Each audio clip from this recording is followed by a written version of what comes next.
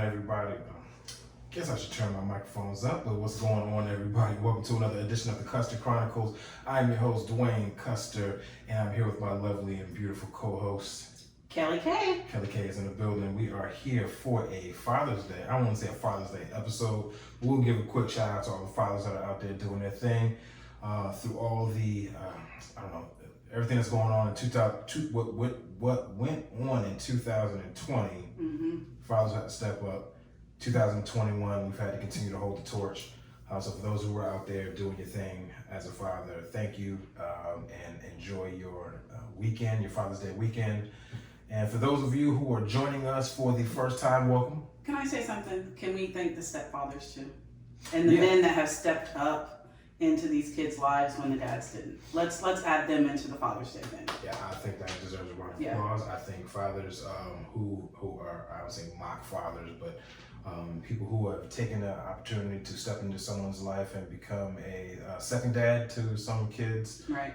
They should definitely get a shout out because it's not an easy task. You're getting into a relationship with somebody and you've taken on the mantle of being a father figure to them. That means a lot. That says a lot. So shout out to the stepfathers out there. So happy Father's Day to you. I won't dwell too much on that one. Shout out to my dad. Wherever he is, if he's listening, and we will jump right in. Again, so the people who are watching us for the first time, thank you so much for watching us. Whatever it was that brought you to our page, whether it be word of mouth or whether it be someone recommending the show, whether you just happen to bump into the show through one of our social media accounts and you saw it, you want to check it out. Thank you for stopping by. Unlike typical episodes, we're just going to jump right into our show. I do a lot of banter in the start of the show, but today I'm just going to jump right in. How was your week? It was good. It was really good. Good actually. Week? Yeah, I can't complain. I've been lazy. I'm not gonna lie. You're a few weeks into your summer vacation. Has it been everything you wanted it to be? Has it been cut short? Listen, I end up doing a lot of cleaning and organizing that first month around the house, garage, getting the house back in order from all the neglect that it gets during the school year. So that's kind of been my couple weeks. Started working out for 1 week, then injury down for another week. That's typical for me. Right. So that's basically been my week. That's it. You've still been hustling though. I've seen you around the house getting up, getting stuff done while I'm sleeping in or when I go to work. I come back and she is still hustling, getting stuff done, running errands. So you may not be getting your exercise in the way that you planned it, but you're still getting it in other ways, so that's cool. Again, I want to give a shout out to anybody and everybody who is listening. Shout out to our day one listeners, Eric, for taking a listen and always giving me feedback. CJ always listening, giving feedback. My high school good friend Zakia for giving feedback. I appreciate you guys. Hopefully everybody got their packages. I actually got an email from Eric today, who got his stickers and his t-shirt today. Nice, so nice. So Eric, congratulations again for knocking out the riddle. And if they're a listener, they just need to reach out, let us know so they can get the same things. We just don't know because they're not giving us that feedback. Yeah, we definitely need feedback. So whether you enjoy the show, whether you don't like the show, whether it's something that you think we should improve, change, add more of, please feel free to reach out to us. On our social medias, you can look up Custer Chronicles on any of your social media sites, whether it be YouTube, Facebook, Instagram. We are there, or you can reach out to us as individuals. I am BlackMint76 on Instagram. She is Mac10KAY on Instagram. Feel free to reach out to her as well to give us any feedback that you guys have. For those who will listen to the show who have other podcasts, give a shout out to the Unprofessional Opinion Podcast.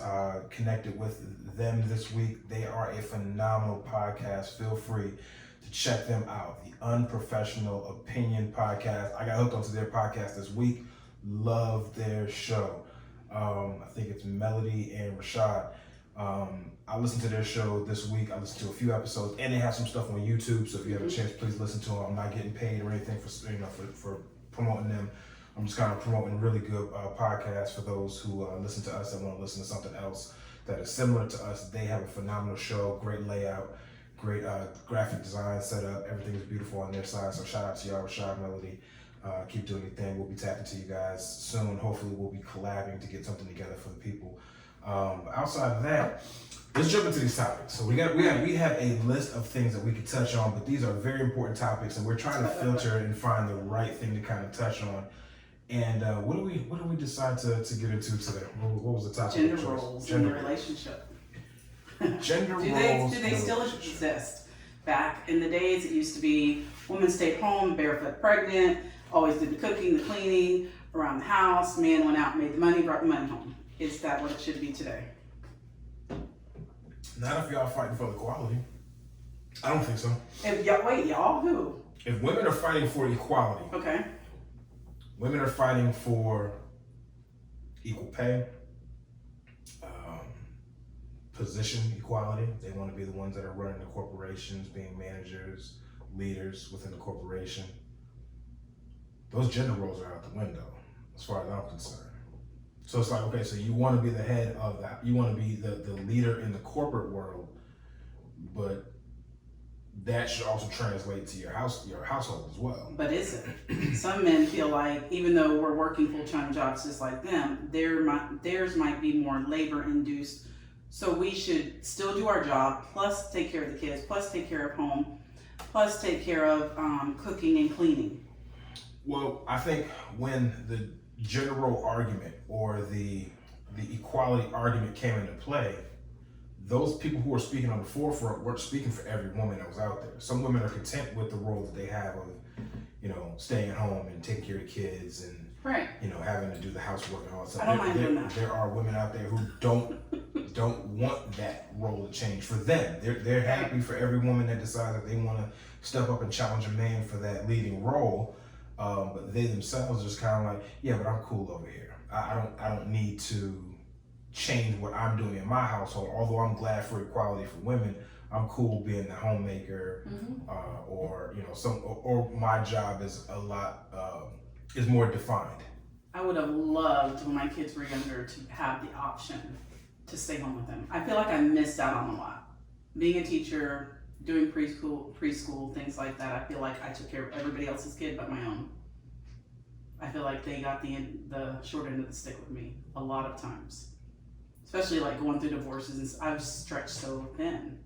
And I'm hard on myself though, extremely hard on myself. So, I mean, my kids were well taken care of, they got what they needed, but at the same time, I would have loved to stay home with them and be able to be that mom that comes in and helps at the school, take them to the park, I would have loved to do that. What would you have wanted that to be a permanent role?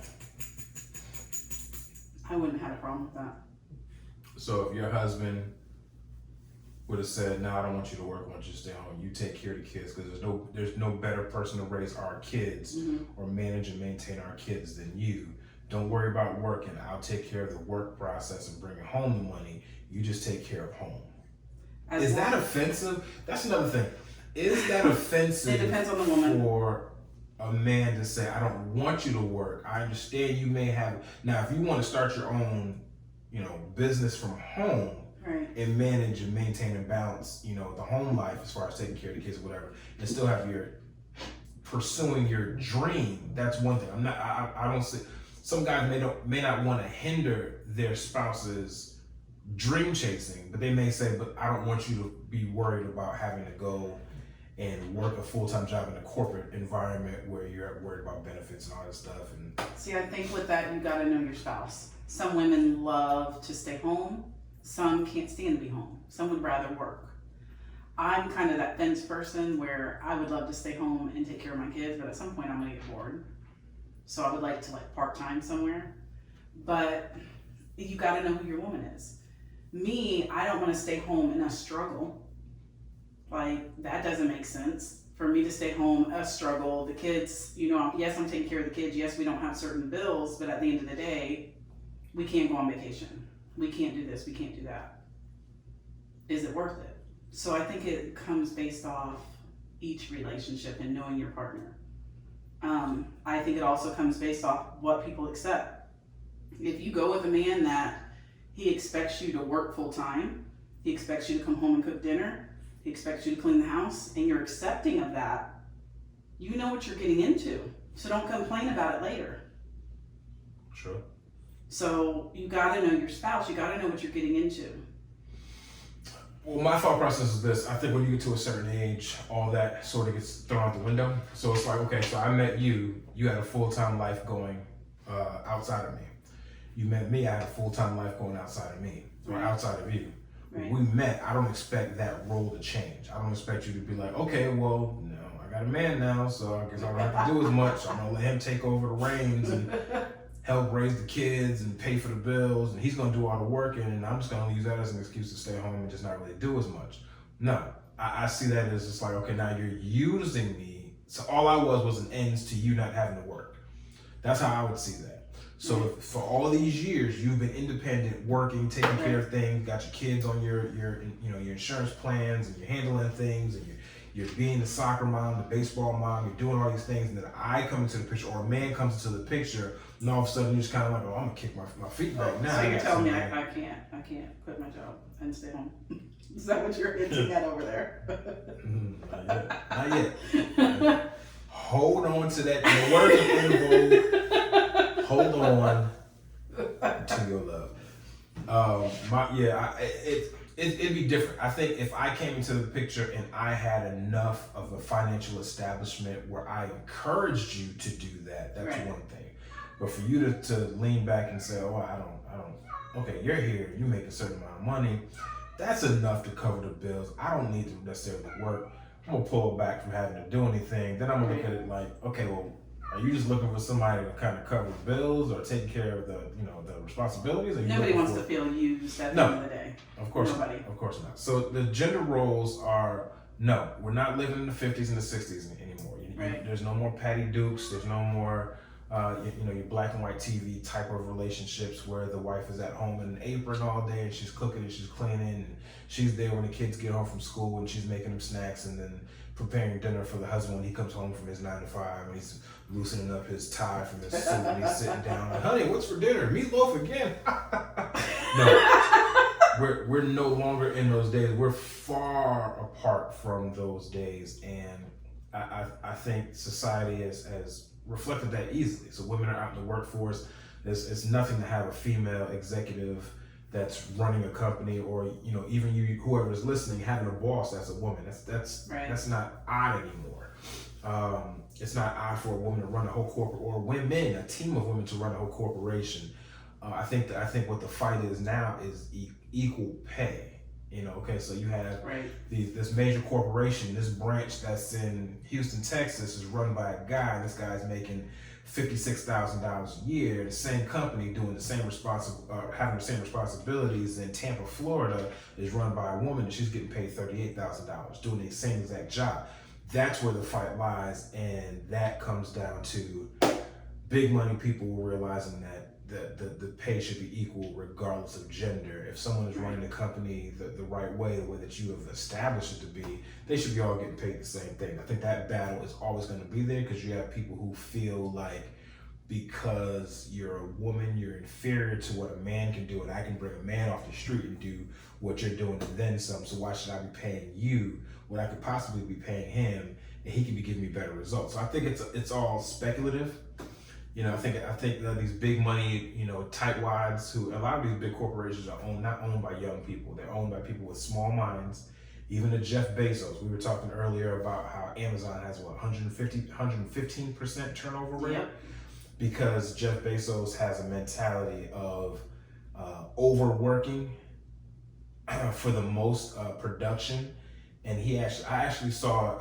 Watched a YouTube video today. I think somebody was being interviewed in a Joe Rogan podcast, and they were saying that Jeff Bezos actually came out of his mouth and said that he has a 3-year cap on all of his employees because after 3 years, people become lazy. You start figuring out the ins and outs. You start figuring out how you can do your job with less efficiency, right? And not get in trouble. So you're basically you're working hard enough not to get fired. Yep. So you're not getting the highest productions. You're finding loopholes to kind of get through your job. So he's basically they create thousands of dollars incentives for people to resign. Well, what I read was that they were looking for people and they're running out of people because their turnover is so high in different areas. So back in the day, maybe your grandparents. I think the people who are our age, so you're talking about 40s and up. Our grandparents, they all pretty much work for these major factories across the country. So whether you're in Detroit, whether you're in California, whether you're in Texas, wherever you are, your grandparents are probably working for these major factories, car companies, all kinds of manufacturing plants with assembly lines. What I'm saying is, so these people, if you talk to a random person, chances are most of them work for some sort of assembly factory, some sort of manufacturing plant. Whether it be the grandmother, whether it be your grandfather, whether it be great grandfather, they all work for these assembly plants. So what I'm saying is now Amazon is becoming that. There are so many distribution centers that are opening up all across the country. Now it's almost a typical thing to bump into somebody that works at Amazon. True. So, but to have that many factories and distribution centers and warehouses opening up, and then having 115% turnover rate is saying that your company isn't doing as much as well as the actual product is. So everybody uses Amazon. Everybody loves Amazon. Everybody enjoys Amazon. Everybody's got an Amazon account, Amazon Prime. You're ordering stuff on Amazon. People probably got packages that are coming in this weekend. But the working condition for the Amazon employees is actually absolute trash. Right. If you flow through YouTube enough, you'll see enough. Every now and then you'll find somebody that likes it, but I don't know. I'm not there. But going back to gender roles and stuff like that, if you're gonna know who you're dating and you're gonna know what you're getting into, gotta have deal breakers. Gotta know what you're getting into. You gotta ask those right questions. So, what were your deal breakers? You had to have all your extremities. You had to have arms. Wait, what? Wait, I had to have all my arms and legs. I couldn't roll up to you? Nah. What? No handicap. That's discrimination. No. Really? No, you can't have none of that. No, I think what's funny is I think the older you get, the longer you stay single, the more your deal breakers become like, I could probably deal with that. It's not that big of a deal. You broke some of mine. Yeah. Huh? You broke a couple of mine. I was like, no, but I could, like you said, I could deal with that one. Like what? Oh, listen. We all have bad habits. We all have things that we pick up in life that we just kind of like. That long pause. Yeah. I mean, I understand. I get it. But you have to really sit and look at. Here's the difference with you and other guys. When it came to my deal breakers, yes, I had a few deal breakers, and yes, I might have saw one, but you brought so much more to the table. You know what? Unfiltered conversation, right? We are in your face podcast, So here we go. And I'm not afraid to put myself out there. Whatever y'all judge on me. That's fine. So I smoke cigarettes. That was my deal breaker. And a lot of people who haven't talked to me or seen me in decades are probably like, oh my God, you smoke cigarettes. Yeah, I smoke cigarettes. And it wasn't a habit that I intentionally got into. It was one of those happenstance things where it was just like, you do one and then all of a sudden you're borrowing cigarettes and then you're just kind of, well, I don't want to smoke yours. Let me get my own pack. Now you smoke them because you got them. And then all of a sudden it's like, well, out of my cigarettes, I need to get another one just in case. And now you're smoking them because you got them. It's one of those things. Right. So yeah, listen, I'm as embarrassed as I am about it. I'm gonna put myself out there. It is what it is. But it's not something I'm proud of. So, with it being one of my deal breakers, however, he had a lot to offer. One thing I can say about him is I've never seen it. He has never had it around kids. Right. I've never smelt it. Never.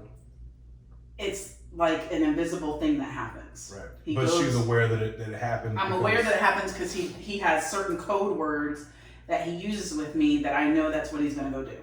Right. So, although I know that's what he's going to do, he comes in, he'll shower, he'll brush his teeth, he'll do whatever he needs to do, and it's not hindering our relationship and it's not hindering me. Right. So with that being one of my things on the list, I was like, okay, yeah, that's one thing on the list, but look at all these qualities that this man has. Look at how much he's bringing to the table with me. Look at how much is going on with my kids. Like, there was so much overwhelming coming out of that other pot that it was overflowing. That one little marble or pebble in there meant nothing to me. That's right. I cook, y'all. I'm eating Pop-Tarts. You putting fries in the air fryer.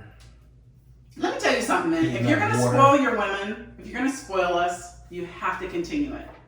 You can't spoil us in the beginning and then expect that crap to go away. True. So whatever you do in the beginning, expect it to happen. True. So let's talk about the love languages or whatever. So if you know your girl's love language, you can, for example. Didn't we talk on love languages before though? We did, but we didn't go deep enough into it. So here's let's part talk about, 2 of love language. Let's talk about, we had a little situation this week. Do it. So, yeah, you'll catch on in a minute. So we had a little situation this week where he was doing all these things for me. He was cooking, he was bringing me a plate, he was making sure he was there, just different things that he was doing. Although I was still in a bad mood. And he was like, you know what, I don't understand. I've done this, I've done this, I've done this, I've done this. I don't understand why you're still in a bad mood, you're just being unappreciative. As much as that may sound like me being a bitch, to say the least, and I feel bad about it, that's not my love language. My love language is touch and quality time. That means you being next to me. That means you physically touching me. So you can do you can clean my whole house. You can cook a grand meal. You can buy me a million gifts. I'm still gonna look at you and be like, but he didn't hug and kiss me before he left. You know what? I'm gonna pause you on that because you're making a good point. But shout out again to the Unprofessional Opinion podcast. They actually touched on this. Yes, they have an episode called, it's called Love Languages. Mm-hmm. It's a pretty short episode, so if you get the time, please go and listen to the Unprofessional Opinion podcast. They touch on this really, really well. They did. And hopefully we do them justice by kind of piggybacking on that topic. But shout out to y'all, Rashad, Melody. Mm-hmm. You guys did a really good job. We actually listened to that particular episode while we were driving. We had a pretty decent drive, and we listened to the podcast, and we had a conversation after, which kind of sparked us into having the original topic that we had, but we're actually piggybacking and jumping on part 2 because we had something that happened this week that made us go, all right, how aware are we that we are or aren't speaking our spouses or our partner's love language? Yeah. Because I thought, because even though you do take the time to speak your partner's love language, like I'm very aware that because we have the same love language, it's quality time and touch. So you start thinking, well, I do that. I do that here and here, and I do this here and here. But throughout the day, I'm also doing a whole bunch of other things that show you that not only am I committed to you, but I'm committed to our relationship and making sure you're good. But in the midst of you being depressed or tired or frustrated or sad, you were looking for those first 2. You weren't looking for the other ones that I was doing. So it wasn't that you weren't appreciating the things that I was doing. It was at this very moment, my 2 strongest love languages is what I need right now. Right. So, and then my head was thinking, but yeah, okay, but I'm doing these other things. Shouldn't that pacify you and keep you somewhat happy until it's bedtime and then I can give you the other 2? Because the thing is we were in the house all day together. So I'm thinking, okay, well, I'm here. I'm giving you I'm giving you presents. I'm here. I don't go anywhere. I'm not hanging out. I'm not running my air. I'm about to go play ball with my boys. Or I'm about to go over so-and-so's house. Or I'm about to go walk around the mall by myself. I'm in the house, so I'm assuming, oh, well, that's presents. If she calls my name, I'm right there. So that's presents, right? And he even came to the door and was like, if you need anything, let me know. Yeah. He was very attentive and stuff on certain things. But when somebody's sad or somebody's having those, and we're going to get into the depression and we're going to get into those type of things in another episode. However, when somebody's having one of those moments, they need their exact love language. That's the only thing that's going to speak to them. They can't filter out the rest of it. Hey, have y'all are y'all familiar with the Oculus? The Oculus. That's what he was playing. Virtual reality. While he was staying in the house. Hold on, are y'all familiar with the things? Have y'all ever played with the Oculus? The Oculus is addicting. It's addictive. Have you played Thrill of the Fight? Look that up. Go on YouTube, look up Thrill of the Fight on the Oculus. Oculus 2. That game is so addictive. Plus there's a whole bunch of other games I played. But here's the thing. The tough part about relationships and speaking love languages is when you both need something at the same time, Right. and one person is choosing to do something to take their mind away from their depression, and the other person is in need of that person. So in the midst of her being sad and depressed, I was sad and depressed. So instead of me looking to her to heal me or make me feel better, I was going, well, I'm just going to occupy my time. I'm going to play Oculus, I'm going to shoot some guns, I'm going to box a little bit, play ping pong, whatever. And my Oculus, that's going to take my mind away from, or I'm just going to be a servant to her. So my idea of, so what helps me during my depression is being of service to other people. So if I can spend more time helping other people or offering my time and my services to other people, it takes my mind away from me. So by the time I fall back into like, well, what was it that I was depressed about? It didn't really matter. I was so focused and happier now because I helped other people. It took my mind away from it. Now, how she deals with her desire for a love language is a little bit different. She's just like, no, I need a second person, you, my partner, to help alleviate that stress and that anguish by being here. And not just in the house, but laying next to me, touching me, rubbing me, massaging my back, letting me know that everything is okay for the moment. And then continuing to do that until that sad moment is past. That's a tough thing sometimes, because if guys are simple, we're very intelligent, but we're stupid at the same time. So unless you come out and say, hey, you know what? I need you to lay right next to me right now and cuddle me. Which I said, during that time I had mentioned to him, he was like, what do you need? I was like, I just want you to hold me. The little girl thing. I just want you to hold me, please. And he was like, oh, yeah. Well, we're going to get to that. We're going to do that. And he goes out and plays his game. And I'm going, what the freak is going on? But what she didn't realize is that I was going through a depression as well, and I needed a way to kind of vent and get some energy out and kind of focus on something else without having to let her know, hey, well, I'm depressed too, because then it comes off as like a pissing contest. Well, you're depressed, I'm depressed. Well, I need to work with my depression. You need. I'm gonna go in my corner and work with my depression. You go to your. I didn't want to come off like a jerk, so I kind of played it like, well, okay, I'm gonna come back and do that, but let me go out here and get some exercise, do some stuff on the Oculus, and play around, kind of detach my mind from whatever it is that I'm doing. But here I am. I had no idea. And she didn't know. And this is where communication comes in. You gotta communicate, because later on in the day, we finally sat down and was like, okay, we gotta have a conversation. Because neither one of us were getting anywhere, and we were kind of starting to get frustrated with each other. So it was, let's have a conversation, find out what's in each other's head. Once we communicated what was going on, I was like, oh, he's gonna need a little bit of time. I get that. I'm cool with that. I can take a nap, I can watch a movie, not a big deal.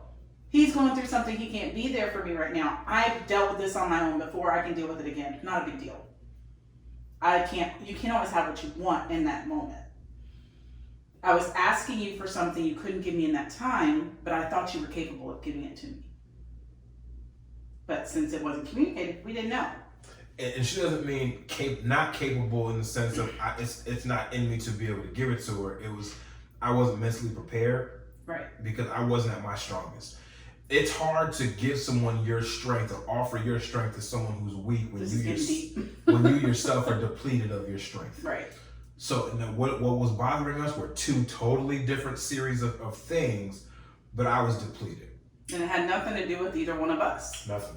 It wasn't anything that was really big, or things that can be resolved right away, or it's just something that happens. And if you know depression and you know anxiety, you know PMDD, you know that this is just a cycle that we live. And we're going to get into mental health. We're going to get into all that. We're really going to hit it deep next week because I really want to talk about it. If you haven't experienced it, you don't know what we're talking about. Yeah. So people judge the mental health issues. They think it's a bad word or something. It's not. Let me ask you this. I kind of want to, before we jump into a different topic, I want to go back and are you able to pinpoint where your depression kind of started? You don't have to say what it was, but can you, in your mind, can you pinpoint like what age range you kind of kickstarted? No, because there were so many different things that I've experienced in my life that I have literally erased memories. I've erased age times and stuff. So I have to guesstimate what age I was when certain things happen, even trauma happened, because I've kind of erased those things. It's weird. It's like I really have to sit and say, okay, did this happen or was it a dream? Did this happen? Like you literally question yourself. It goes to that extent. So, but it all happened. Yeah. It's just you tend to erase certain things from your childhood and only remember the great things. The worst thing about me is that I have a tremendous memory. Yes, you do. When it comes to that can be good and bad, ladies. When it comes to experiences and things that I've been through in my lifetime, I remember. I can't remember what she said to me yesterday. As far as didn't I tell you to clean the bathroom? I was like, oh man, you did. That is true. You can remember stuff way off and details that don't matter. Right. But when it comes to that, you really remember details about certain things. Well, you know what's funny is I think I don't know if ADHD or ADD can be developed over years, being serious, but I'm starting to think through my own lifetime that it possibly can be. It can be. Because it normally happens in adolescence. I've never been this scatterbrained as an adult. The adult version of me has never been this scatterbrained when I was a kid. So having the best intentions, I take on a lot. Oh, I'm gonna do this. You want me to do that? I'll take on that. I'll do this. I'll do that. And then I go back and go, what did I say I was gonna do? ADHD and ADD manifests differently as an adult sometimes than it does as a kid. And it's treated differently. Right. Because you have different responsibilities. Right.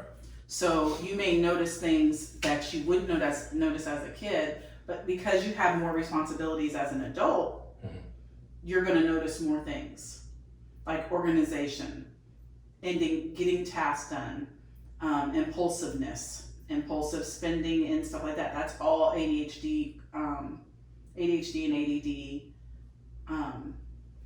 symptoms. Is it called symptoms or signs? Signs, symptoms.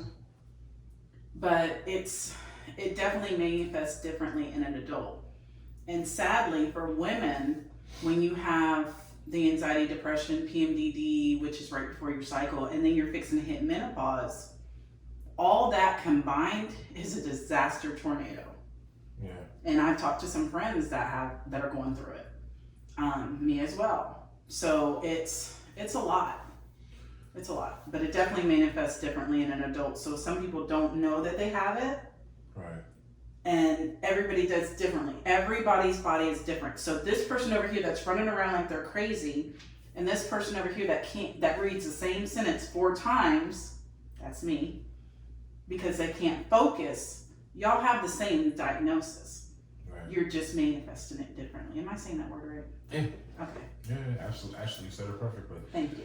And the reason why I asked that is because the saddest thing about me is I have a horrible memory of now, but I can still remember a lot of things as a kid. So let me ask you this: were you popular in high school, elementary school, high school? Yeah, I mean, I had friends, but Did you sit at the cool table at lunch? This is the thing. I don't remember a lot. I don't.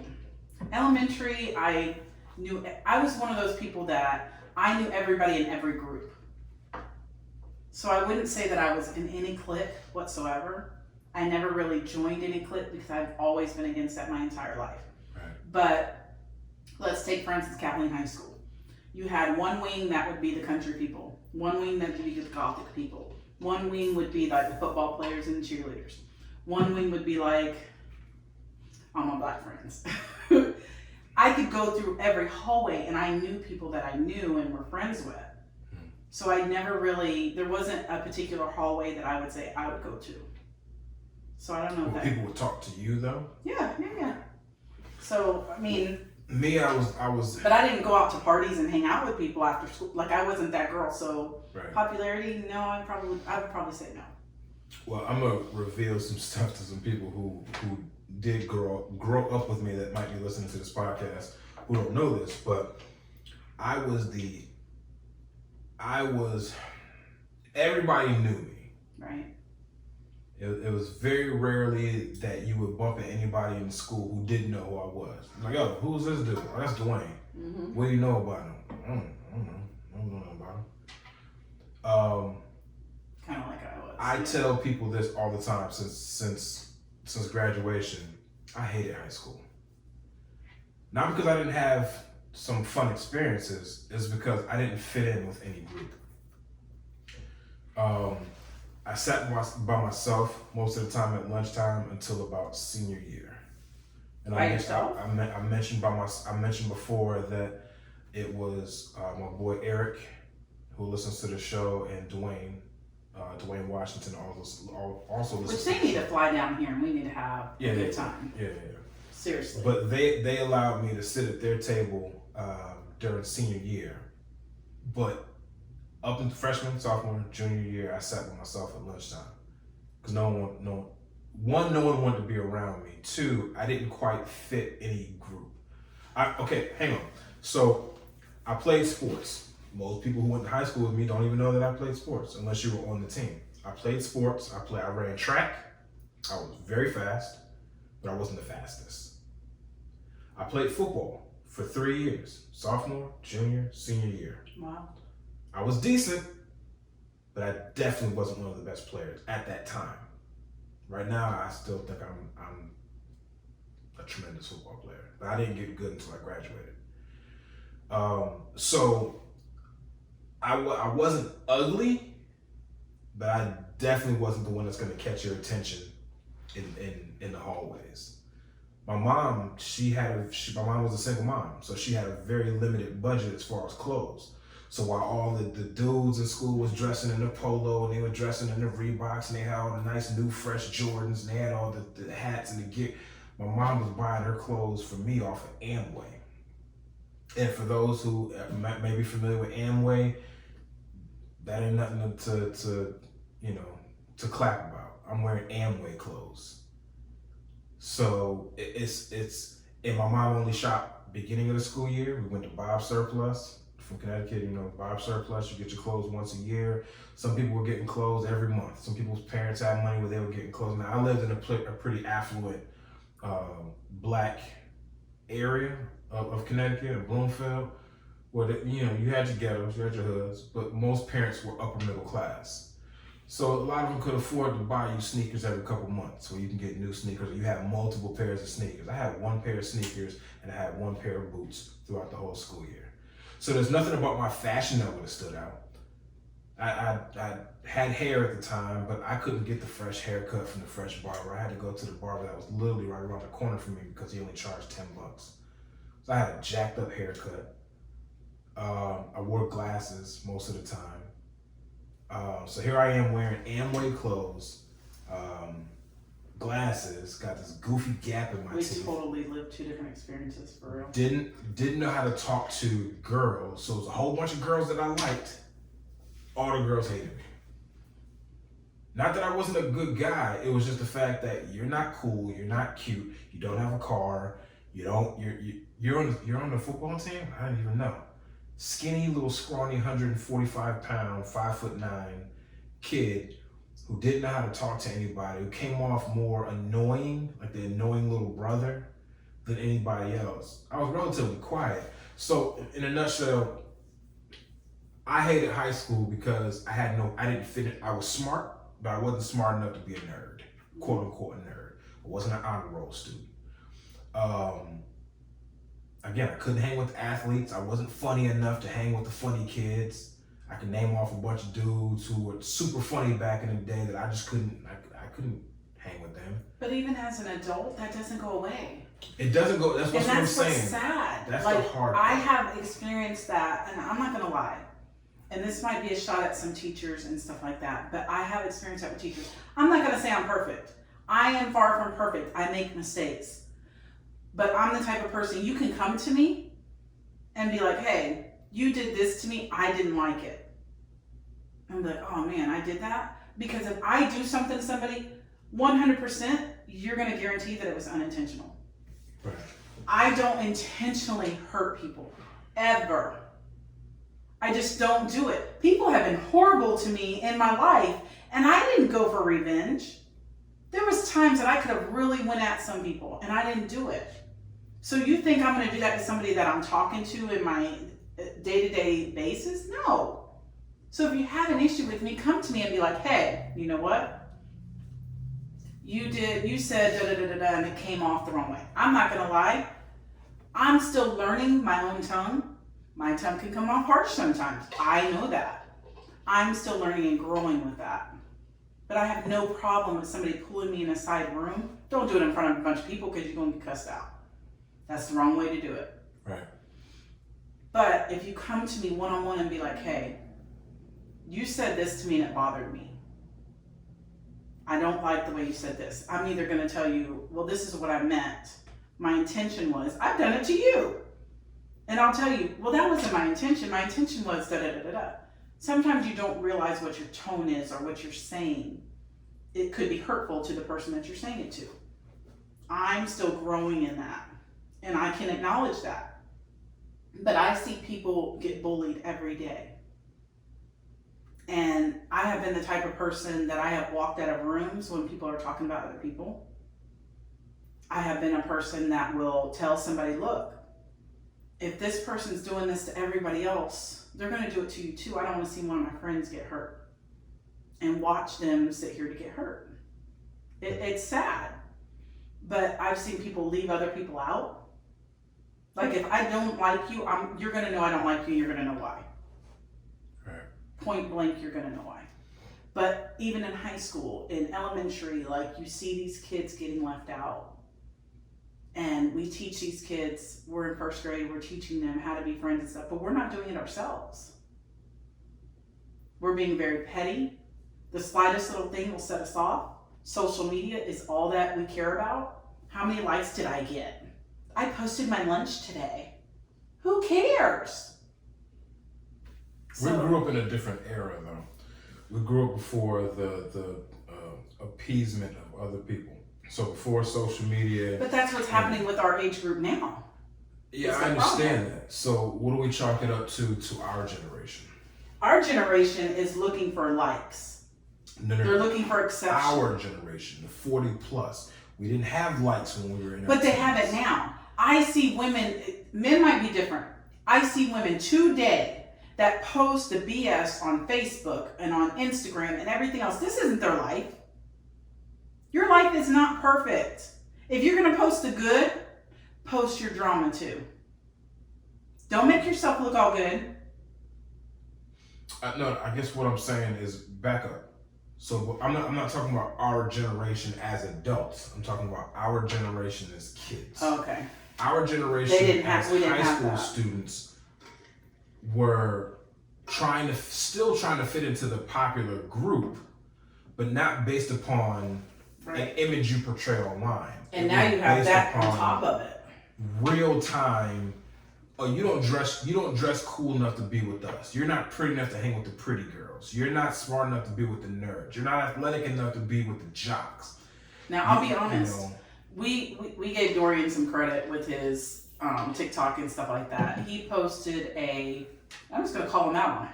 He posted a video that I saw recently judging people's clothes. Are you cool enough to hang with, or some crap like that? I don't know what it was about. And that's the kind of stuff that Dorian is her son, by the way. That can be social media bullying. Yeah. It really is. But these kids think it's funny. They think it's cool. Well, I'm just telling him what he's wearing ain't cool. Well, what about when your mom couldn't afford it? Well, now that they're at a higher rung on the ladder, it's easier to judge the people who are still climbing up or not necessarily moving on the ladder. It's easier to go, oh, well, you're not where I am, so I can criticize you. But God forbid the person that's above you is criticizing you because you're a nobody. I think the problem that some of us make as parents, and I'm guilty of it too. When I went through poverty and everything else, I made sure my kids didn't feel it like I felt it. They never missed a meal. They didn't have to worry about not getting their Jordans. I went to Payless. I bought $10 shoes. They always had what they wanted to have. It might not be the top of the line, but I tried to keep them along with everyone else. And that might have been a downfall of mine. But Have I brought this to his attention yet? No, I have not. Is it a conversation I'm going to have with my child? Absolutely. Because that to me is a form of bullying. You're telling one kid in one picture, you look good enough. You're appropriate. You're good enough to be out here. But this other kid, your outfit's not cool enough. What is that telling these kids? You're a social media icon. Trying to be. What is that telling these kids? Mm-hmm. Come back and be an example. Now, he's one that will come back and he will be an example. It depends on who he gets that lessons from.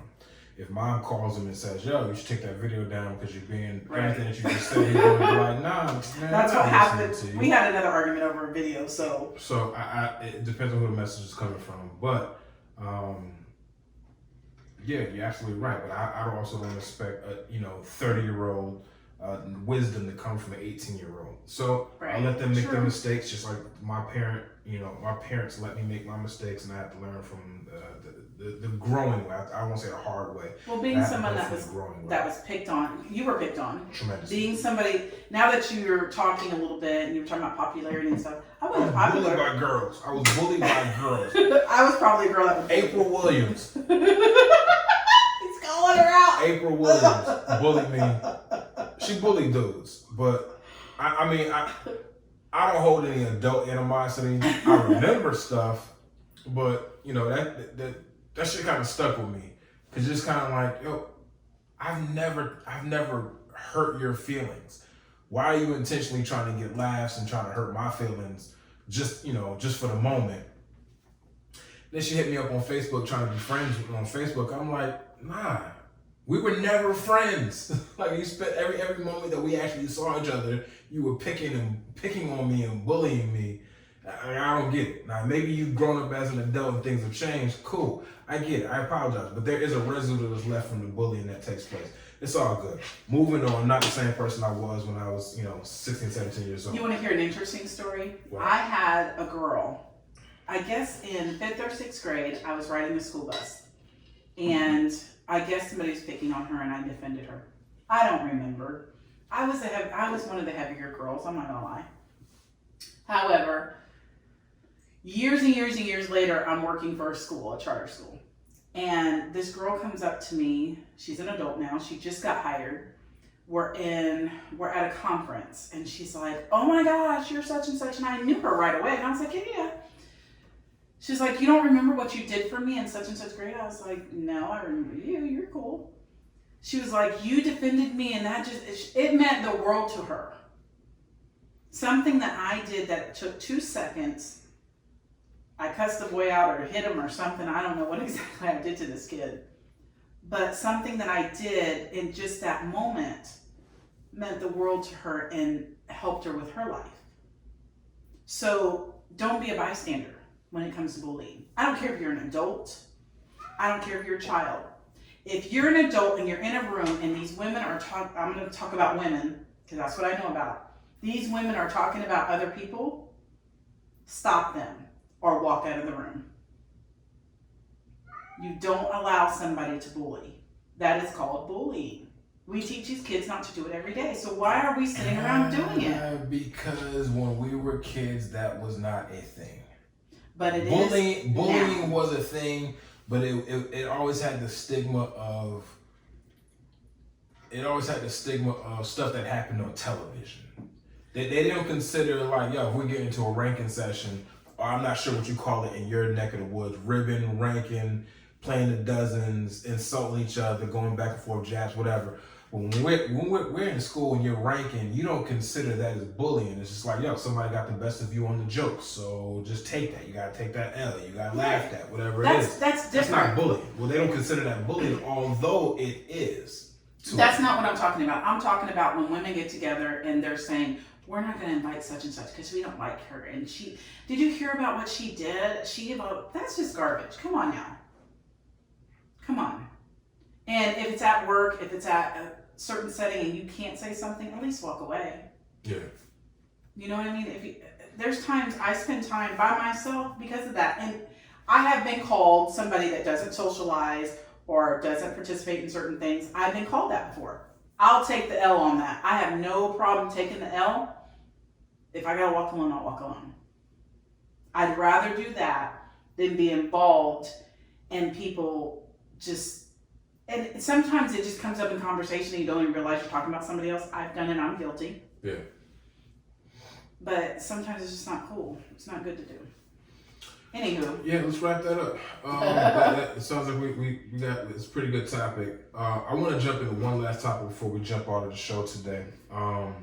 That I saw on this list and I could not help but to go, we got to discuss this. This one's going to be super controversial. And I like controversy. I like unfiltered conversation. I like conversation. I also like confrontation. So let's discuss this one. Do you give someone that you're in a relationship with a hall pass? Oh, hell. Why or why not? You want my opinion? Yeah, why not? Go for it.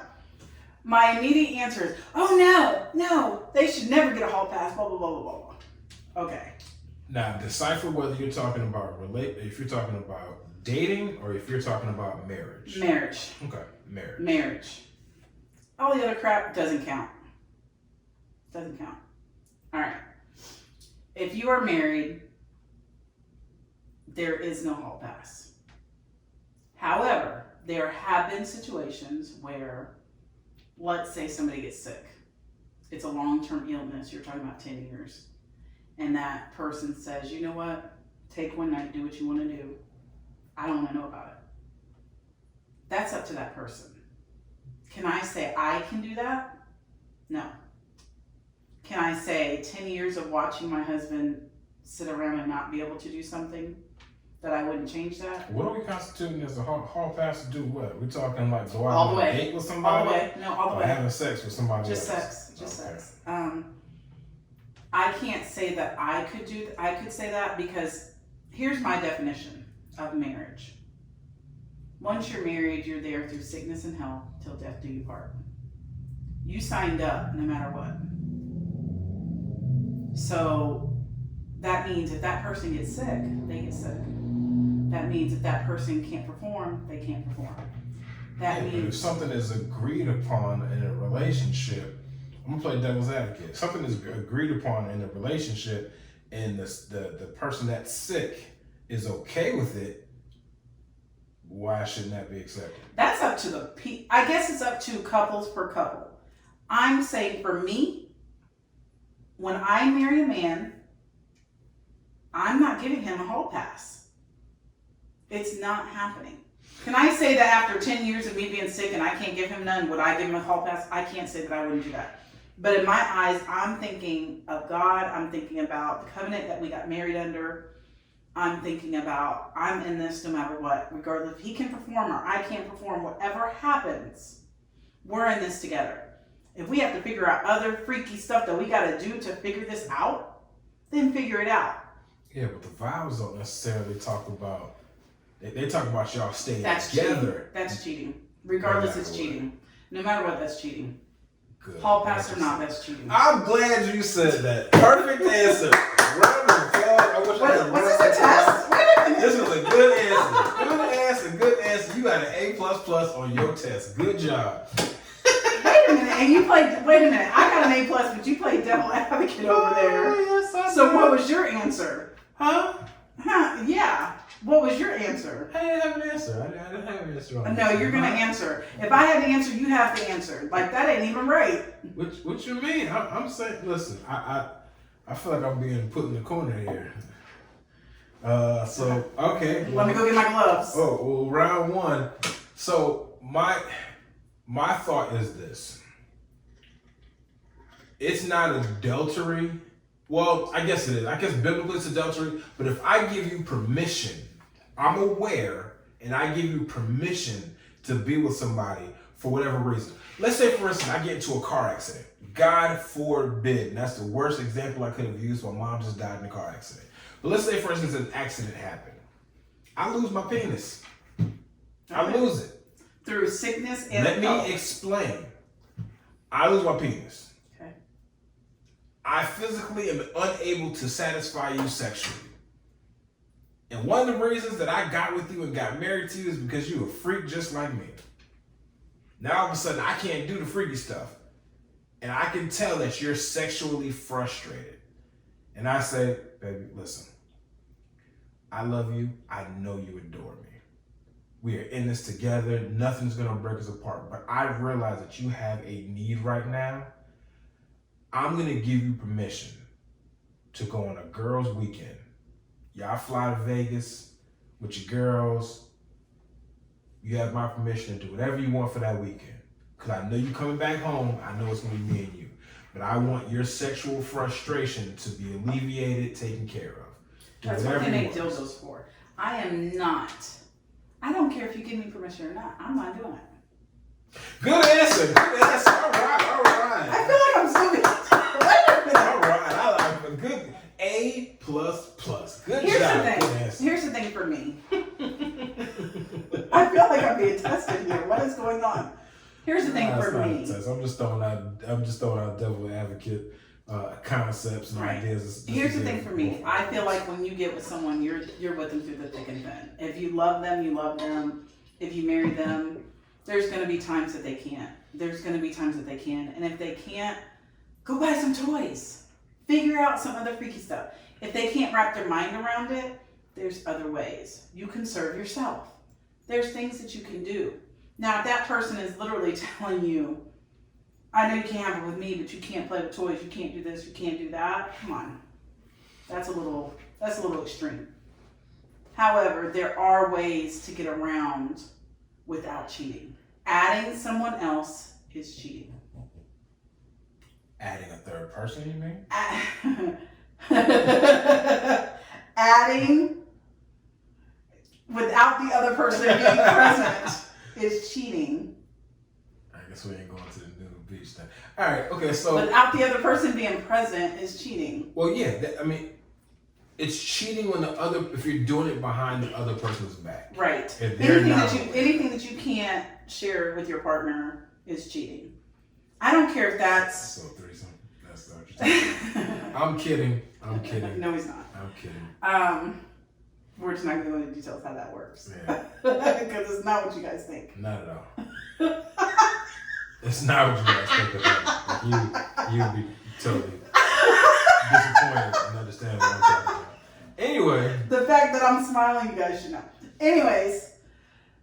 Okay, I lost your train of thought. I totally lost. All good. So I think the consensus is that there is no hall pass. No. If you're married and you're committed to somebody, you work through whatever the particular issue is, you don't give somebody a pass to go do what they want to do. In a nutshell, it could lead to a series of events that you're not prepared for. Threesomes can do the same thing. Let's not. Threesomes can do the same thing. So that's. We were just kidding. Yeah, we were just being funny. There's no room for a hall pass, nothing like that. It was just a topic, just for conversation to see what you guys would think. The whole purpose of this podcast is to create topics for you guys as couples to discuss one-on-one with each other, to kind of see what you guys allow, don't allow, have a dialogue with one another. And the reason why we do it unfiltered is because we're not holding back, giving you a PG version of some of these topics. These are real world adult couple relationship conversations or just individual adult conversations that you may deal with. We have so many things that we could touch on this week, but honestly, I think we did a pretty good job as far as tackling some of the simple things this week. Is there anything else that you want to touch on? No, because we don't want to, unless we want to keep going. On what? How about sharing everything with your partner? We talked about hall passes and stuff, but are you sharing everything with your partner? Everything like what? Everything. Like depression. Do you share, is it the same and equal on both sides? And if not, why? Do you share if major decisions, whether it be purchases, whether it be job decisions, whether it be kids decisions, are you guys sharing everything? That would be relationship by relationship issue as well. It's hard to say because it's one of those things where there is the answer that comes from a man.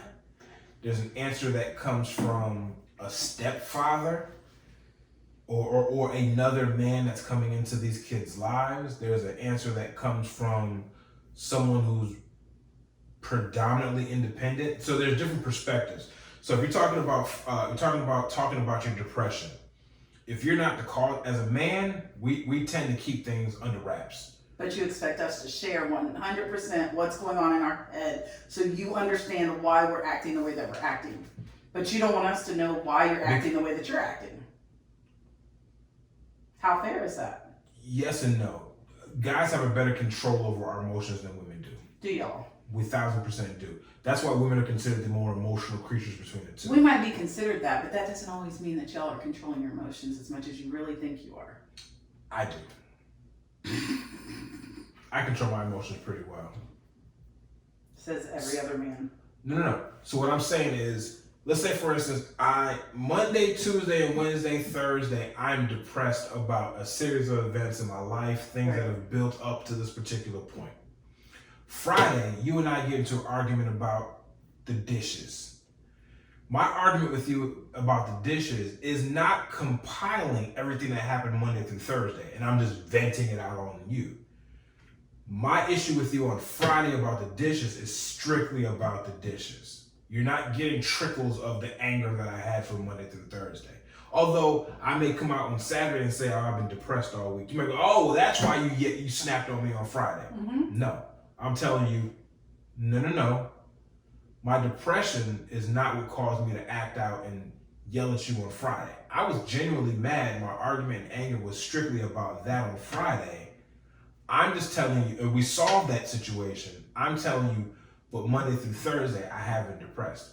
Y'all don't want to believe that. Y'all seem to think that, oh, it's not an isolated situation. You guys just had one big platter of anger and it had to have come from your depression and this is the end result of it. I'm saying no. I can compartmentalize my depression, which has little to do with you, little at all to do with you.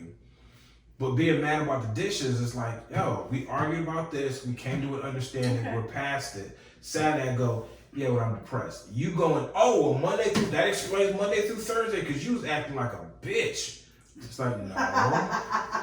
Two totally different things. Promise I don't say that. I can understand how you would think that, but I'm coming to you and saying, not true in this particular case. Not true. But are you sharing everything? Like, I don't think okay, if you can't you're not sharing everything emotionally is what you're saying. Men, I'm gonna speak for myself. If you fit these Timberlands, then go ahead and slide them on. If you are not the part of the problem that's causing depression, share. Okay, some people, people say, oh, well, just talk about it. You'll feel better when you talk about it. Just get it out off your chest. When you do that, you'll just feel like 1,000 pounds off your shoulders. I don't work that way. So me venting what I'm stressed out about or what's bothering me or hurting my heart comes from 44 years of stress, depression, anxiety, frustration, confusion, unanswered questions that me speaking about isn't going to solve. So I can tell you, keep you informed as to why I'm feeling the way that I'm feeling, but all that's going to do is open a door for you to try to feel like you have to solve it as my partner. Mm-hmm. You as my partner, and honestly, and me as your partner, I'm going to feel like, okay, well, what words of wisdom can I give you to make you feel better in the moment? So being that I know that going into the potential of me sharing my depression or whatever is going, I don't want her to waste her time. She can't fix it. I either need therapy or I need questions answered. I need to confront certain things, or I need to figure out how to get past and maneuver past the things that cause my depression. She can't fix it. So me sitting here having an hour-long, 2-hour-long vent session with you is not going to solve it. So I'm not going to put that on your shoulders. I possibly can't. But as a man, our job is to protect, nurture, and lift up and uplift. So if we feel that you're sad or you're down, our job naturally, it's not even like, oh, this is part of the man requirement. I gotta lift my woman up. It's a natural reaction to go, let me make you feel better about you. You feel down because something that your parents said to you when you were kids, let me build you back up. But isn't that the woman's part too? We're supposed to uplift our husbands? Not in that area. Women can't uplift men emotionally when it comes to trauma. Okay, what about sharing everything? Do you think men should share passwords, their phones, their computers? Do you think? 1000%. Okay, because a lot of men out there don't. A lot of men are like freak out if you touch their phones. That's the benefit of men staying single, because they can use I'm independent. I don't have nobody but one mama. I don't got to share nobody with. I don't have to share nothing with nobody. That's the benefit of no commitment, is that they get to keep their intimate lives to themselves, and then they're not obligated to share it with anybody. Once you get into an intimate, long-term relationship, even men who have something to hide, they start knowing, man, if I commit to this person, then I'm gonna have to start letting this wall down, letting them into my phone passwords, or because it's like, damn, now I'm really committed with her, and now I want to know about her stuff. But for me to want to know about her stuff, damn, she gotta know about my stuff. Nah, so I'm not gonna commit. Nah, I'm just gonna move her in the shaker. I'm not, I'm not a player, but listen, I'll be messing with a whole bunch of girls. I'm not gonna settle down with one woman, because I don't want to get to a point where one woman has access to everything about me. My bank accounts, my phone passwords, my text messages, all my social media accounts. That is now leaving them vulnerable, and they have to stop what it is that's making them feel more like a man. So you feel like that should automatically be shared in a marriage or by dating? The marriage, yes. While you're dating, depends on how committed you are in that relationship. If you're just testing things out, and you've been together for a short period of time, and you're not really sure if this is the right person for you, and you kind of want a couple Don't give those dates. passwords. Yeah, then you're not going to do it with somebody that you know is probably not going to last that long, because now you Right. break up with somebody got all your shit, and you don't want that to happen. So if somebody is talking about having a baby with you, if somebody's talking about marriage, and you really feel like, yo, I have never met anybody like this, she changed my life, my world, any and everything that I thought I wanted, I got that ×2 with this person, Right. yes. But as far as like somebody you dating, you're not really sure about because you met them at the club, and you think that she might have smashed the homie or whatever. So I know you're not going to share those kind of details with that particular person. But once you meet somebody that you're committed with, like I said, once you get married, yes, there's no question about it. All those things should be shared. That's why I love him, ladies. You and I are I didn't very have to different. ask nothing. Because yeah, she didn't have to ask me for anything. It was just like, yo, I know that a lot of insecurities in women come from the concern about other women being present in your life while you're trying to commit yourself and show your vulnerability and offer yourself, put everything on the table. Your concern was, he really doing the same thing. How many other people might he be saying these wonderful words? And I didn't say that to him. He already knew. He automatically did these things. These are not things that I said. No, so for me, it was a no-brainer. It was like, okay, how can I alleviate this potential problem in advance? Well, I'm just going to let her know, listen, I have nothing to hide. How do I know this? How would you know this? I'm just giving you my passwords. If you want to check, cool. If you don't want to check, that's fine. But at least if you feel any insecurity, you know that the places that I could potentially hide things, you have access to. I'm cool with it. And if you ever have a night and it happens where you're insecure or you're jealous or you're concerned that you were going a little bit too long and you were doing this when I thought you might have been doing this, you have access to check these things. Based on past experiences in my life, I learned the hard way, these things have to be done to eliminate problems. So, I mean, it is what it is. I'll let you do that, and you have free range to ask me any question about anybody from my past, present. And no, I've never looked through his phone. No, she never had to. I've offered it to her. I have no interest. No problem. I've literally showed her my phone in front of her because she said, no, I don't want to see it. And I was like, no. Let me take you through it. And I went through my pictures, my text messages, my emails, any social media account that I had, just so she can see I have nothing to hide. If I did, I wouldn't be in this relationship, so it would, I wouldn't make it an issue. If you're not happy in your relationship, don't stay, fellas. If there's a possibility that you're about 40, if you're 50% or anything less in your relationship, actually, you know what? If you're anything less than 100% in your relationship, don't stay. Right, because you're not going to give your all in it. You're not. You're gonna hold Cameron. back. You are gonna hold back for who you are in your relationship, and your person, your significant other, your person is going to realize that you're not giving your all. So that being said, focus on giving your all or give nothing at all. Simple. Give your all or nothing at all. Either way, that person that you're with is going to realize that you're not fully committed, and then they're not going to be don't be surprised if they're not fully committed. So that being said, that answers that question. So, which all men are not like that. They're just not. Not all men are going to sit there and give you their phone, give you different stuff. You have graciously done that. Have I checked it? Absolutely not. I have not looked at one thing of his, which he has found odd. He's just like, no, look at it. Here, look at it. And because he doesn't, I'm like, no, I'm good. Here's the thing, ladies. Sometimes if you go hunting for something, you're going to find something that's going to make your mind wander. And you have to be ready for that. You also have to be ready for, if I find that one thing, am I ready to leave? Are you prepared for the consequence of if he has something in that phone, I'm ready to take off? Yes or no? And it would depend on what it is you find. So let's say, for instance, someone that I've known since I was a child friends me on Facebook. Right. I didn't mention it to you because to me it was just like, oh, that's somebody that I grew up with. They friend me on Facebook. Now they're friends with me. And you go through my phone and you was like, yo, this is the most recent person that friended you. Now you got another female following you. Who is this chick?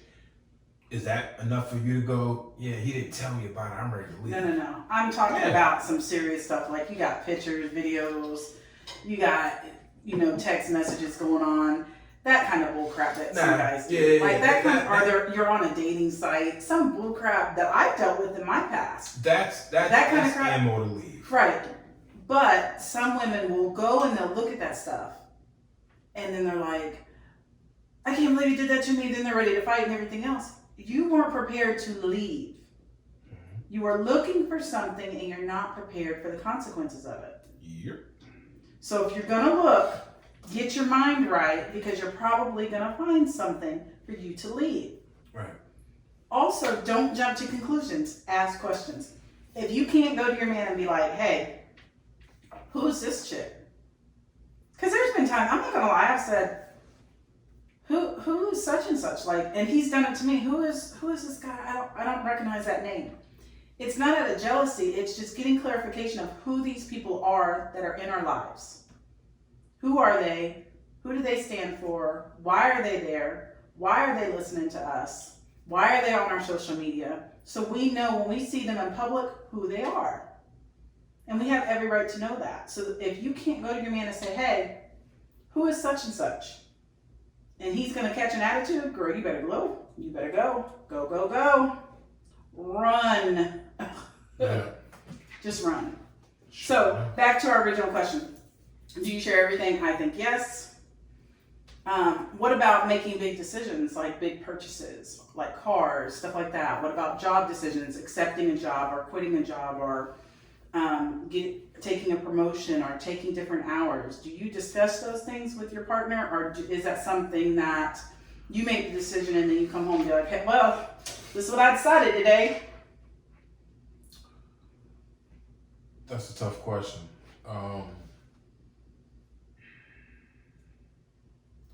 That's a tough question. And that's a really tough.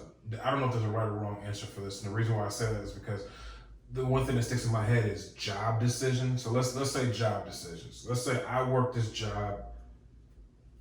They think I'm doing a phenomenal job at this particular position. They want to promote me to a leader, a team leader, floor leader, manager of some sort. Running that by my spouse or running that by you to say yes or no, I don't think is useful. Okay. Because you don't know how I do the job. All you're going off of is what you hear me talk about when I come home, what you think about my personality and how that'd be great for you because you have this kind of personality. So I don't want that outside advice. So I'm gonna, we have a question? Yeah, we have a question. What's the question? Is money separated or not? And then we'll go back to the job thing. Is money separated? If you're dating, yes. Absolutely. Because again, you do not combine your money until you have that full commitment. There is no permanent commitment to a relationship, to marriage or anything like that. Right. So at any point in time, your relationship can break up. So why would we combine money? Can I answer? I have a good answer for this one. Go ahead. I heard this by a professional. So who asked the question, by the way? Let's give him a shout. Camden asked the question. I hope I'm saying her name right. I think I am. I always say her name wrong. Anyways, you should have 4 accounts. You should have a savings for you. He should have a savings. Wait. You should have a savings for the family, you with him. And then you should have a household account for you guys. So What's the household account for? that's for bills, things like that. So that being said, spending, so like spending frivolous every day. dinners and like shoes and all that comes out of that account? Everything comes out of that account that has to do with the household. Bills, the kids, different stuff. Your savings account that you're putting money aside for is for your spending, oh, I want this extra stuff. Let me ask you a question. Pause that. Okay. So should the guy that you're dating financially be responsible for your kids? Okay, so Should he be setting money aside to spend on your kids? Is that a part of his budget? if you guys are planning long term, then the money goes in according to how much you guys make, and you guys are a family at that point. Are you? Yeah, you're a family at that point. So Now, when no, you're when you're putting in money, don't use our relationship I'm as not. a blanket. I'm not. When you put in money, you're putting in how much is coming into the household. So he's putting in how much he's bringing in the house. That's if you guys live together. Right. Well, if you don't combine stuff unless you guys are together. Be specific. Say that. You're, Say that. I'm talking about marriage. We're not You're talking about dating. You didn't say anything about marriage. I'm talking about marriage. You do not combine anything till you're married. Keep it separate. Until you have that ring, until you have that full commitment, until y'all are living together, do not put anything together.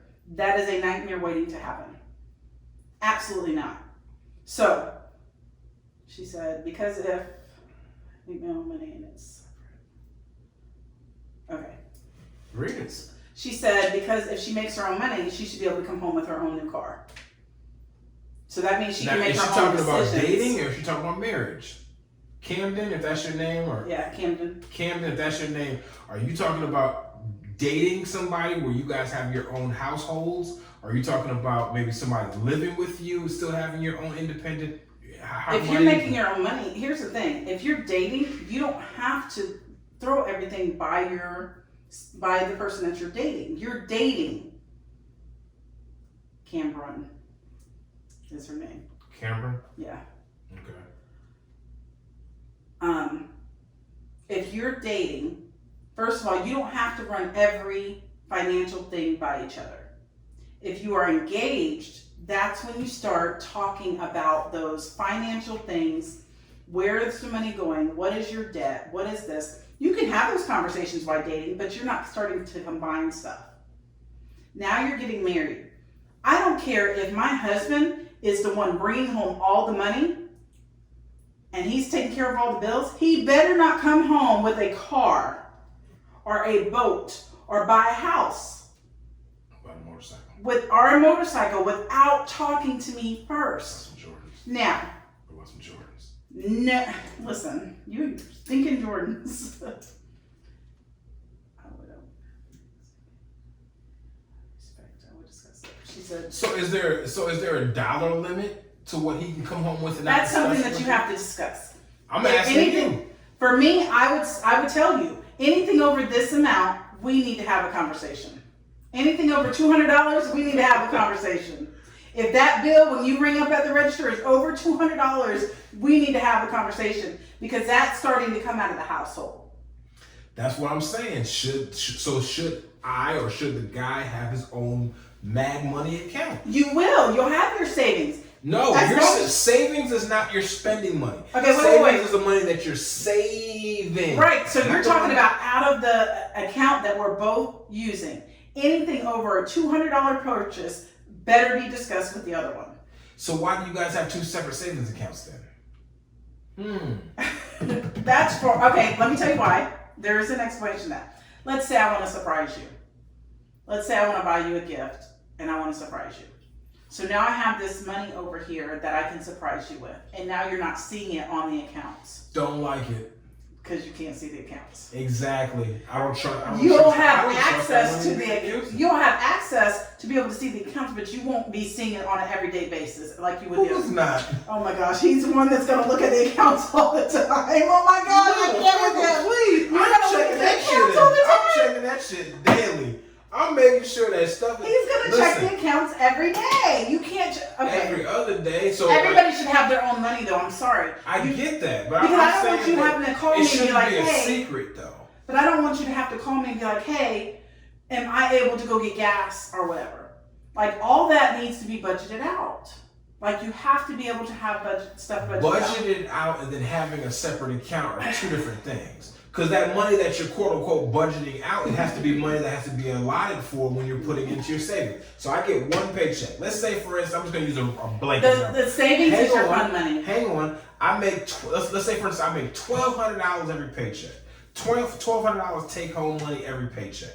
That money has to now get divided into 3 different accounts. Right. The account for us as a household for bills and stuff, the savings, and then my mad money to be able to spend and buy Jordans or buy, snacks or buy you gifts or whatever. Now, so if your budget is good, you're going to put some of the clothing and shoe budget and all that, you're going to put that into your regular bill budget.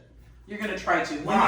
When you get to that, if you're making enough money, if you and your wife are making enough money, that's going to be part of your budget. Clothes, shoes for the kids, for you, your wife. Yeah, but you're not going to buy sneakers every month. So I'm telling you right now, my nails and stuff like that, all that's going on the budget. That's different. So women have hair and nail budgets. Men don't have hair and nail budgets. Some do. Some guys have haircut budgets. That's just $20. Not always. Some guys I don't have hair. I know that wouldn't be part of yours, but it is somebody's. So I'm gonna. But I do think there should be 4 accounts. What you having for your nails and like that.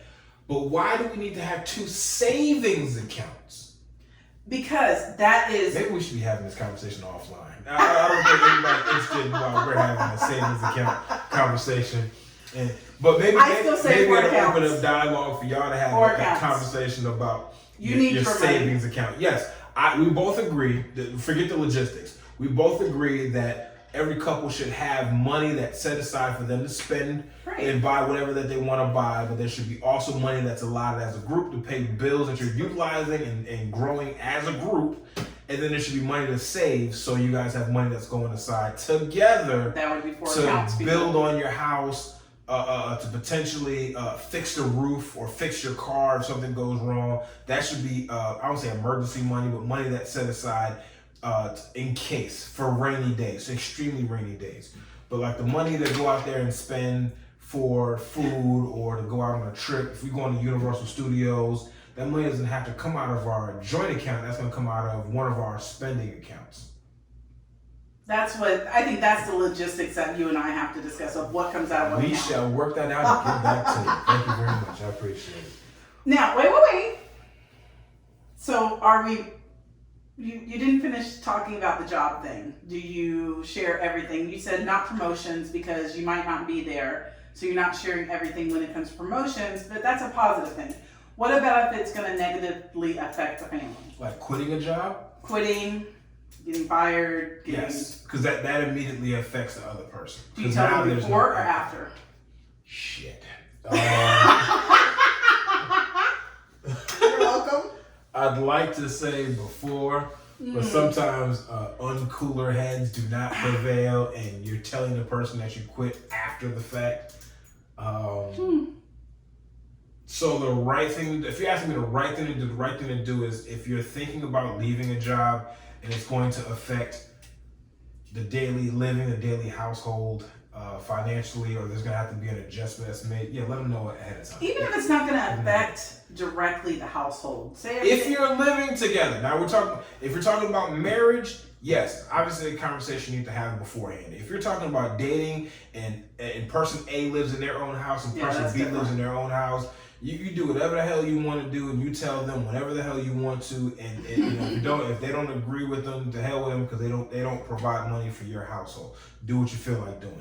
If you're living in the same house and your money is their money and their money is your money, and you're both putting finances together to handle bills that you're both accumulating, it would help to be communicative about what's going on, what you're thinking about doing, so you guys are prepared for what the next decision that's coming around the corner is. In theory, that's the right thing to do. Will you make mistakes and will you do things that fall outside of that box? Sure. We all do. But yeah, so to answer your question, yeah, you should, communication wise, you should be letting people what you know what you're thinking about when it comes to jobs.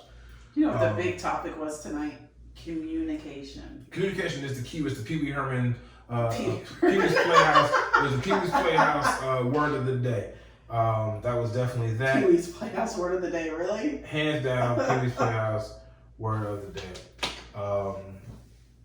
But before we get into deep, we're sitting at an hour. We're at an hour 25 minutes right now. I'm going to have to wrap it up just because we can continue to go for 2 hours on this particular topic, and we want to make sure that people who are listening, we respect your time. We'll stay late for questions on TikTok. Absolutely, we will stay late for questions. So if you guys aren't on TikTok, you can jump on my lovely lady's site here. Mac10K, MACK10KAY. MACK10KAY. We are running live right now on TikTok. So if you happen to be on TikTok, what up TikTok? We're going to be staying around for question and answer sessions for those of you who have blessed us enough to stay around and talk with us for a little while. We want to make sure we answer any questions that you have, whether it be about us, whether it be about relationships in general, whether it be about random topics like movies, music, television, whatever it is. So next week, I want to touch on a fun topic on your favorite TV bad guy. Favorite TV bad guy? Really? Somebody that you actually watched on TV that you actually rooted for. Everybody watches an action movie, you root for the bad guy to win. You want Rambo to win. You want, whoever. You want the good guy to win. Okay. And this particular topic that we're going to have coming up, I want to name a okay, so you may not know, you don't know anything about Star Wars, but you know who Darth... You don't know what I know and what I don't know. You know who Darth Vader is, right? Don't judge me. Yes. Darth Vader was one of those characters that people kind of flocked to. They were like, yeah, I kind of understand where he's coming from. It may seem like he's the distinctive bad guy, but I actually don't feel like he's really that... He's actually a pretty cool bad guy. You might not understand my bad guys, but we got That's fine. Yo, I'll do the girl version of bad guys. Please do. Please do. If you want to mention the girls from Mean Girls, that's fine. Why are you taking my stuff? Stop it. If you want to mention Terry Crews from White Chicks, go ahead and mention Terry Crews from White Chicks. But I will give everybody a hint on who I think my bad guy, my number one bad guy that I love. Don't tell. Who I absolutely think is I'm going to bring him up again. It's going to be a whole diagnostic. Don't tell yet, though. Okay, I won't tell. I'll just give a hint. This is who my bad guy is.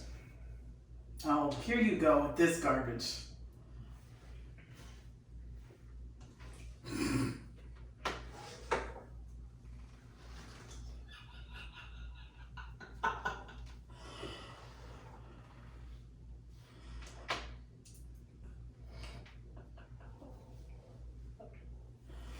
That is my bad guy number one. And if you happen to know who he is, feel free to shout him out. Oh, Lord. But he is my number one bad guy. I think he was the That's coolest not fair. You guy. already know yours and you know what you're going to talk about. Absolutely. So you have time right. to write a diagnosis on Terry Crews. I need help, females. I need y'all to send me your bad guys. Give me some ideas. So this is what we're going to do. If you guys have your list of TV show, it could be TVs, movies, anything. I got you. Cartoons. Oh, I got a good one. Scar from the Lion King. If that's your favorite bad guy, use Scar from the Lion King. That's fine. Who's the bad guy in the Mario Brothers? What was the bad guy? What was the big turtle's name? I don't know. I don't remember. Anyway, but if your bad guy is somebody that you feel like, he was a bad guy, but he was actually pretty cool. Thanos from the Marvel Universe, that's somebody that I've heard a lot of times. Feel free to throw him out there. The mean kids from Karate Kid. Yo, I cannot lie. Johnny from the Karate Kid. That I swear that's the first thing I went to. If you've watched the new Karate Kid series or whatever that they had on YouTube or whatever, you understood. They actually gave you the backstory to why really? Johnny was quote unquote the bad guy, and honestly, he wasn't the bad guy. And Danny LaRusso ended up being a jerk. The original is the best, and Johnny is the bad guy. I hate to tell you. Johnny is not the bad guy. You Hey, genuinely have we'll to hit this next week. Oh my God. We're done. Go online and watch the Karate Kid. Well, I don't even remember what it was called, but you got to watch the Karate Kid. I'm going to look it up this week, guys. That I got addicted. I watched the first one in reluctance. Like, man, this can't be all that good. Watched it, ended up watching like the whole first season because it was just that good. And when I walked away from it, I was like, yo, Johnny is actually the good guy in this whole thing. And Daniel LaRusso is the dick the whole time. We watched the whole movie wrong because we assumed, oh, well, they just picked on him and they bullied him. Daniel LaRusso came into the school, stole this dude's girlfriend. We're not discussing this this week. Oh, I'm telling you. Yo, do your research. Daniel LaRusso sucks. We didn't know that back in the 80s. Yeah, we know that shit now. Daniel LaRusso is a dick. And he deserves all the bad shit. It's all made up. Anyway, but that's a good idea. It's a pretty good bad guy. I'll say Sloth from the Goonies. He was actually. We are done. All right, talking man. about it Listen, next week we're jumping into. Hopefully, we gave you guys another appetite teaser to get you guys to tune in next week. Again, if you're listening for the first time, thank you so much for joining. I appreciate it. If you came in from a recommendation from another Cobra Kai's the name of the show. If you came in to listening to our podcast off a recommendation from another show, thank you so much for joining. We appreciate you. We're a little unorthodox. We're not facing the camera like most people are. Just trying to do something a little bit differently. Plus, we need a room for our equipment. If you are a returning person that's listening to the show, again, shout out to you. We love you so much for just taking the time to make us a part of your Saturday mornings. We very much value you guys. If you have any questions, feel free to shoot us an email. You know how to do it. Custer Chronicle on Facebook, Custer Chronicle on IG, BlackMint76 is mine on Instagram, and Mac10K on Instagram is hers. Feel free to shoot us a message or just stop by the page, kind of look at what we're doing on there and just kind of catch up on what we're doing throughout the week. And if you want to see it early, go to TikTok. We'll be live at 9 p.m. on Fridays. 9 p.m. on Fridays, we are live, so that way you guys can sneak peek on what's coming out on Saturday morning. Saturday morning, we release the podcast, and then somewhere Saturday afternoon, Saturday evening, we release the YouTube video. That way, those who listen on the podcast version get an incentive to kind of tap in a little bit earlier. So Spotify, Anchor FM, Google Podcast, Breaker, we're all over the place. Anywhere you get your podcast, we are there. So check us out. And if you reach out, you get merch. Please reach out. We will be more than happy to send you guys merch. We have merch sitting on deck. We're down to our last 2 t-shirts. So if you guys... Size large, right? Don't call it extra large. version. I got an extra large that fits like a large. I got 2 of them here. I got a white one and I got a black one. If y'all reach out and say the right words to us, you're getting the shirt. And these are exclusive shirts that were meant to be one of a kind. We're actually going to get some more made, but they're going to be a different design. So we have our last 2 shirts of our original design sitting right here. So if you hit us up and tell us what you think about the show, we'll be more than happy to send you out these last 2 exclusive collector's item shirts. So outside of that, thank you so much for joining the podcast. It's the Custer Chronicles. I am Dwayne Custer, and she is... Kelly K. Kelly K is still in the building. We thank you guys, and we'll talk to you guys next week. Peace. We're still live.